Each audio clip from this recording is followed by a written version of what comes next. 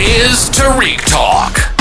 Your host, Tarik Mendes, takes you on a journey with guests from all around the world. Broadcasting around the world. Around the world.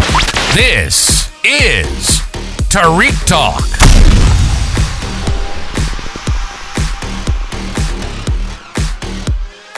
Alright guys, today I'm here with James at the CHASHAMA Open Art Studios. Do you mind sharing with us your Instagram, James? Sure. It's James Frederick Rose. And can you spell that for the non-English speaking people? Yes. JamesFredericricrose. Perfect. And can you tell me a little bit about yourself as an artist? Well, I've been painting for several years. I went to art school. I've been here at CHASHAMA for about 8 years, and originally from upstate New York, but spent a long time in California, and I'm here now in New York City for about 13 years now. Oh wow. So I've been around, and my paintings are about my experiences, and what's like meaningful to me, how it makes me feel.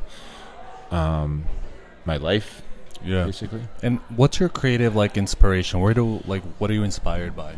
Right now, it's about how I feel when I'm in the outdoors, when I go out into the wilderness or to the beach. Yeah, just like the elements. I'm feeling the elements, and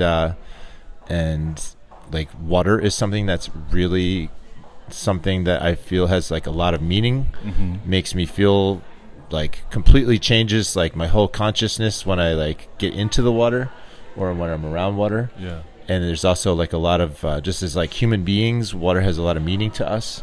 It's life, transformation, everything about water. So when my main thing I'm looking at right now in painting is water in natural places. Can you go, because you seem to be a nature person, I am myself as well, can you go long periods of time without being in nature or by water? No, right? No, I have to go. I'm drawn to it. I need to be near it. I was in San Francisco, it's a peninsula surrounded by water. Now I'm in Brooklyn, which is the studio here. CHASHAMA is right on the water. And I live, in Bay Ridge, which is near the Verrazano, on the water. And I love it. I try to get out on boats. I paint the harbor, go to the beach. I paint the beach. I go up in the mountains. I'm near a stream or a waterfall. Okay, cool. And how do you keep track of your ideas? Because I see you have so many different subjects. Do you have a notepad or a sketchbook or? I go around sometimes with a large pad of paper, 16 by 20 inch. I like Bristol because it's smooth. That's dedication. Yeah, I like smooth Bristol and charcoal, and I can really get in there and move the charcoal around. It just kind of glides around on the surface of the Bristol paper, and it's bright white, so I can bring these whites out of cool. Lots of tones, grays and blacks. So I do that from life. I go and draw from life, and that's mostly around the city. I'll go to Prospect Park and sit on a bench and draw a tree. Or just anywhere around Brooklyn. But I also, for years, I was interested in painting subways and people moving around on subways. And I've kind of made the connection from that work to this work in that we are all made out of water. And when you see that could be a waterfall, that painting right there, the people coming down the stairs. It's that's a human waterfall, full of water. We're all full of blood and water, and it has maybe the same sort of feeling to me. So that's a connection I've been able to make about my past work. I haven't gone back to urban settings in a while. It's been a couple of years. I've been focused on nature and the outdoors. Oh, wow. So from those sketches that you do when you're outside, do those get transferred and become actual Definitely. paintings? I learn a lot from that. I also take photographs. I have my cell phone. And I'm just I see something and I'm click. I'll take a million photos. I have hundreds of photos from a hike, Nice. And I go out. I have a son. I have a 12-year-old son, and congrats. He's my partner, and we go out. And roam around the woods and find swimming holes. And, nice. Nice Is he vistas. painting too? No, not really. He's creative. He's probably going to get into film. He'd be thrilled to know more about your podcast. Of course, have him reach out. Yeah, because that's something he'd be interested in. Oh, that's cool. He wants to get into film production. Yeah. He's always commenting on like the sound quality of a movie or something like that. You know, these little. He has like an ear for that. Yeah, he's really that's a natural talent. He could be the next Scorsese, as they maybe. say, right? Yeah. That'll be dope. Yeah. And then, do you have like any studio ritual practices? Like when you first come in, can you get to work right away? You have a coffee, meditate. I need to chill out for a little bit. Okay. Yeah, just spend some time here. I drink tea. I was vibes. really excited when they put the hot water dispenser outside here. Okay. It's right outside my studio. Yeah. So as soon as that was brought in here, I went and got a bunch of tea and a mug, perfect. and I drink some green tea and listen to some music. Put my headphones on. And I don't want to spend. It's tricky once you open up the computer and all of a sudden you're on like social media and stuff. You know, I spend a little while. I spend a little while, but then I gotta like switch it off.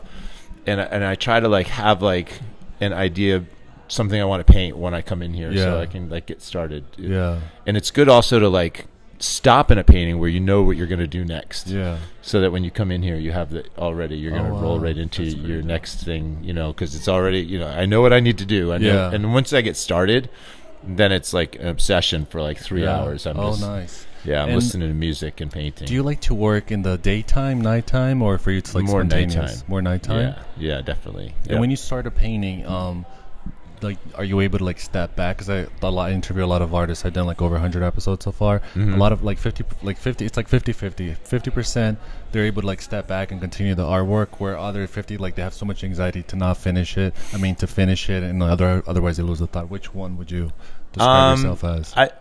I like to finish things as quickly as possible. You know, it's like I said, it's like you get obsessed with it, you know. But I can stop. Yeah. And then and also it is good to stop. Like I said, also like it's good to stop where you know the next thing you're gonna do. So when you come into the studio, you get right into it. Yeah. But I do like to finish things as quickly as possible. I'm a pretty fast painter. Yeah. And do you work like on multiple paintings at once? Or? I do. Yeah, I do. For the most part, I'll start one and then finish it, but I can have a couple going at a time. Okay. Yep. Okay. And that's I've been doing interviews today since 7 a.m. Okay. The fact that you have CDs, that's the coolest thing I've seen today. I have not seen an art studio with actual CDs. Oh, the CDs. In so long. This is so cool to see. Yeah.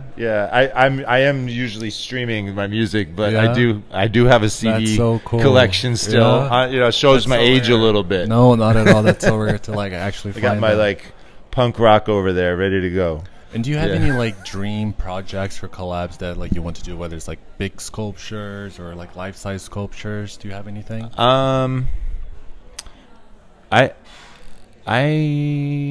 Let's see. Well, I've just got a residency, and that's something that's always kind of like escaped me. So I'm really excited about this coming summer. Oh, cool. I'm going to be on a vineyard in Sonoma. Oh, nice. It's going to be awesome for 2 weeks. I got this house to myself right on the Russian River. Oh, wow. So I'm going to be able to like paint this like body of work about this river, how it kind of twists through this land, and it feeds the vineyard, it feeds the life there. This river is like the artery that goes through that land. That's so dope. So I'm really excited about that. So I guess as far as like bodies of work, I just want to keep doing what I'm doing now. Oh wow. You know, I'm really excited about what I'm doing right now. Very dope. And can you share your Instagram with us so people can follow you and check out your work? Sure. It's James Frederick Rose. Okay. Yep. Perfect. Yep. All right. Thank you so much, James. It's been a pleasure meeting you. Nice to meet you too. Hopefully see each other around. Okay. Who knows? All right. Till next time. Thank you. Thank you. Thank you for listening to Tarik Talk. Follow Tarik Talk on all social media channels and check out the video interviews online.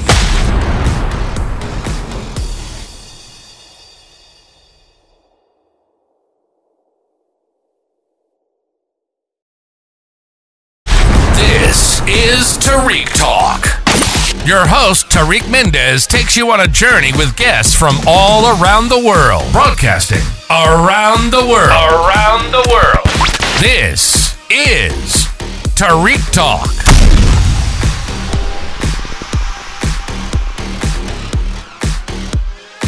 Today I'm with Megan Olson at the Brooklyn Army Terminal during the CHASHAMA Open Studios. How are you, Megan? I'm good, thank you. You have such a calm demeanor, and I love your voice. You would do great for like recording audiobooks. Good. But anyway, back to the artiste. How are you today? I'm good. Thank you so much for being on the podcast. I have to say, her studio is so cool. There's so much like mediums and colors. Can you describe yourself a little bit as an artist? Sure. I'm an abstract painter. Okay. And I have a lot of inspiration from the early modernist painters of the 30s and 40s. Oh, wow. And while I was in school in San Francisco in the 90s, I hung out with a lot of graffiti writers. Oh, wow. And so I kind of merged both of these influences into an abstract form of my own sort of abstracted language. Yeah. And so now when I do it, it's almost like automatic writing. Yeah. Yeah. Wow, it's so like I never seen anything like this, and you just said it beautifully. Like it's so authentic. Like it does bring back to the graffiti, like the inspiration, but the way you did it is so like magnificent. And can you tell me a little bit about your creative process? Like how do ideas come to you? Usually I start with color. I'm really, really interested in color theory and how colors work together. There are certain colors that I use because of the palette, just a personal choice. There are some pieces that I've done in the past that were sort of based on different challenges that my color theory teacher had presented. One was psychological color, local color, social color. There's all of these conceptual ideas behind color too. So for me, color is really one of the most important starting points. And because, like I'd said, it's sort of an abstracted visual language that I've created, the decisions come as I go. I don't usually have a really pre-planned idea. So it's very organic for you. Very much so. And I began getting inspired by nature. That's what led to abstraction. So I think it grows organically. Yeah. The thing I liked about your painting, it's like a portal that sucks you in, and it's like very peaceful and mindful. It's like the state you go to in meditation, and I love the colors. Thank you. And like, what's your studio ritual like when you come in? Are you able to get like to work right away? Yes. Or do you have to have a coffee or meditate or anything like that? No, you know what? You're right. Actually, I do. I need to. I make a tea. Oh, wow, I have a lot of different kinds of tea Oh, here. fancy. I love coffee in the morning, but when I come here, I'll have some tea, and I decide what I'm going to jump into. Usually it's something smaller where I'm sitting down and just sort of approaching it on the easel. Okay. I do have, as you can see, some very large pieces, so I might warm up and get into the bigger pieces a little later in the day. But I definitely like to sit with my tea and just sort of contemplate what's in front of me. That's very cool, yeah. Do you happen to have like a dancer background or anything like that? That is so interesting. I personally don't, but my husband has worked for Bill T. Jones, the famous dancer, for many, many years. And so I do think seeing so much modern dance has definitely influenced the work a little. Just movement is important. And because your work, especially, there's such a beautiful like coordination, it's so like it flows so beautifully together. And like what inspires you? Like what like motivates you to do art? I think for me, I've been doing art since literally I was 2. It was just something that both of my parents, they divorced when I was 2, but they both were very interested in art. My father was a painter. My mother's really, really creative. And it was a value in my family, and I was an only child. So I think I spent so much time alone being really interested in drawing and coloring and all of the things that you do as a kid, but I just kept going with it. That's so beautiful. And do you have those drawings or any artwork from that era? My mother has a couple of things, and there's this one newsletter my elementary school did where I have all these little drawings in it, and what's funny is I signed every single one. No way. Oh my gosh. I don't know That's why. so fabulous. It's hilarious, but at this point I have to do art, and I don't really care so much about career.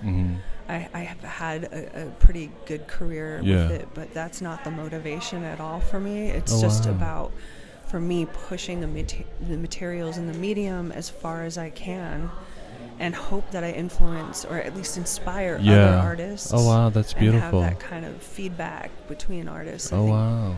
And how do you keep track of your ideas? Like, do you have like a notepad or a sketchbook, or does it all just like sit up there in the iCloud in your brain? Unfortunately, I write everything down. Oh wow. But in multiple places. Oh okay. And I've been actually working on a book. Oh, congrats. Yeah, for like 15 years. Wow. Just keep writing about graffiti and modernism. Oh wow, okay. It's just the things that inspire me and the similarities that I see between the two forms. Yeah. And really trying to give people that have done graffiti as you know, their art form, a voice in the fine art world, because they're incredibly talented people and really inspirational, and a lot of them do abstract art in their studio practices. Oh wow. So there's just this connection that I have to that world and this modernist sort of formal world and fine art, and I keep writing about it. Oh wow. And do you ever go back to your old work and like try to reference something or like redo something? No? No. Oh wow. No, I really don't. Have you created like an archive of your work that you can like visit when you feel like it? Yeah. I'm in the process, which is interesting. I'm in this group called the American Abstract Artists. Okay. It was formed in 1936. Oh wow, okay. And it was when abstraction was not considered a relevant, legitimate art form, and they were fighting really hard to be heard. Wow. So I'm in this very amazing group, and because of the way everything's being digitized now, I found it really important to start digitizing the archives that we have in the group. So I'm the chair of the archive committee, and I'm spending a lot of my time archiving other artists' work right now. That's so just nice. As just sort of a labor of love. Yeah. My own is sort of suffering, but I do have plans to get to my own archive. Oh wow. And can you share your Instagram with us so we can like check you out and see any events coming up? It's Megan Olson Art. Okay. And it's MEGANOLSONART.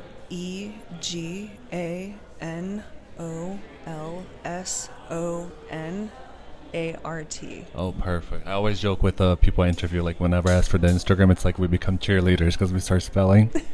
Right. And do you have any events coming up this year or next year? I do, actually. Excuse me. A friend of mine she has a store in the East Hampton. Okay. And she's doing a pop-up in the Lower East Side. Oh, nice. It's to be announced later in December, where they're going to feature my work, but I also have started painting on clothing. Oh, nice. So I'm going to do a little capsule for that event. Oh, wow. And then I'm in a group show in February with the American Abstract Artists. I'm not sure the venue and the information about that. And make sure to follow her, you guys, so we can all see. Thank you so much. Of course. And thank you so much, Megan. It's been a pleasure meeting you. You have the coolest vibe so far today. So chill, so relaxing. Sorry for my delayed brain. I've been doing this since like 7 a.m. And yeah, guys, go please follow her. She's amazing. The work is amazing. Everything is amazing. And hopefully we see each other then on your next show, okay? Thank you so much. Thank you. Have a great day. Thank you for listening to Tarik Talk. Follow Tarik Talk on all social media channels and check out the video interviews online.